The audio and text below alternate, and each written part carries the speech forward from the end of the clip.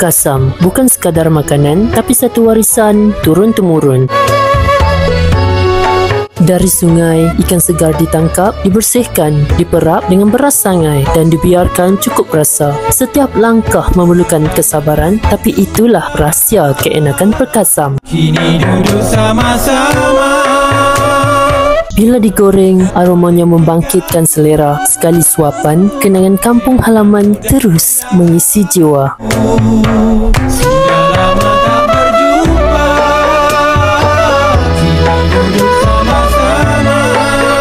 Terima kasih Encik Azizan dan Makcik Liza atas tunjuk ajar. Inilah Pekasam, rasa tradisi yang kekal sepanjang zaman.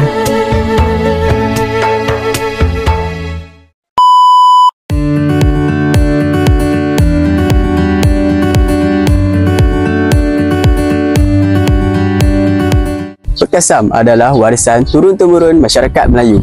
Hari ini, kami akan menunjukkan bagaimana Pekasam dibuat dengan cara tradisional. Assalamualaikum. Saya Muhammad Alif Zikri bersama dengan Pakcik Azizan. Pakcik Azizan. Okay, so kami nak tanya sedikit pasal Pekasam di Perlis ni, Pakcik. Boleh kami tahu sejarah Pekasam di Perlis? Terima kasih, Adik. Pekasam ni dia merupakan sejenis makanan tradisional orang Melayu zaman dulu lah, yang menjadi kegemaran orang dulu, yang dihasilkan orang kata ada ikan laut dan ikan darat. Macam ikan darat ni ikan puyuh yang boleh dibuat Pekasam, ikan lampam, ikan sepak, dan ikan laut pun ada dalam malam ni mereka buat ikan kembung boleh juga, ataupun ikan temenung kan, di sini temenung boleh untuk hasilkan Pekasam. Dia ni kalau zaman dulu ni orang kata apa, sebelum dikomersialkan memang pakai buat sendiri lah Pekasam ni, hasilkan sendiri lah dan makan sendiri. Tapi lah ni dah masuk pasaran dah, dikomersialkan dah.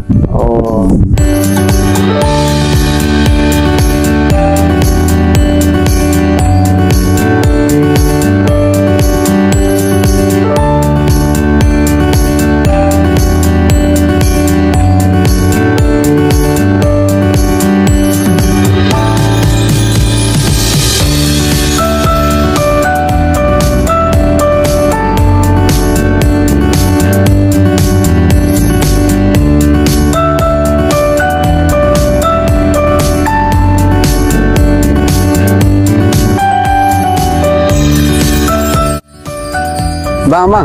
Ya bang. Sikit boleh? Boleh bang. Apa ikan yang sesuai untuk buat Pekasam tradisional ni?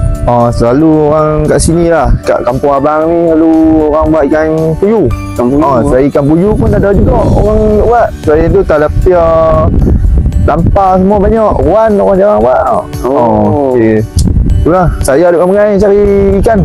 Alhamdulillah, rezeki kita hari ni. Rezeki kita. Dek ikan. Ni ikan puyuh. Ni ikan puyuh. Ni ikan puyuh. Rezeki kita hari ni dapat. Alhamdulillah. Walaupun kecil tapi besar. Walaupun kecil tapi tak buat rezeki. Okey. Kan?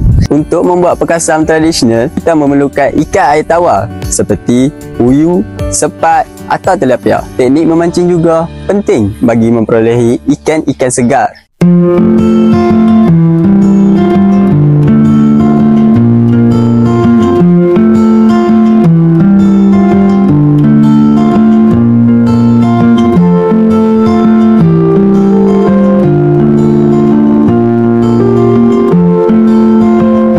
Proses menyiang sangat penting. Kita perlu pastikan ikan bersih supaya Pekasam tahan lebih lama dan tidak hanyut.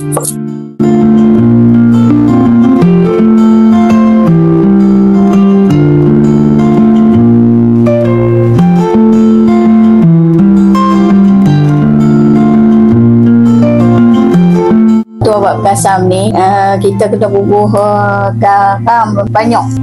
Rahsia dia. Kalau bubuh sikit memang tak jadi.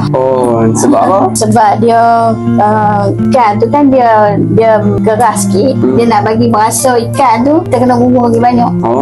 Itulah. Selalunya orang yang duk buat tu bukan dia pun tak pandai, tapi dia pun nak agak garam tu tak pandai. Sebab tu Pekasam kalau tak masam lagi dia masin.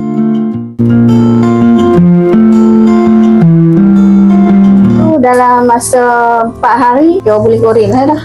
Total 6 hari lah. Kalau nak sedap lagi biar lagi lama pun tak apa. Lagi lama lagi sedap. Masam lah kan.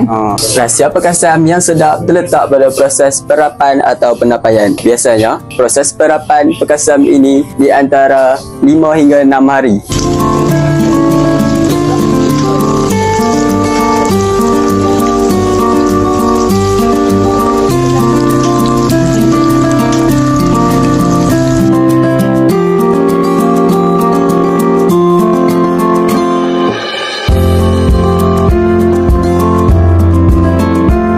Inilah hasilnya.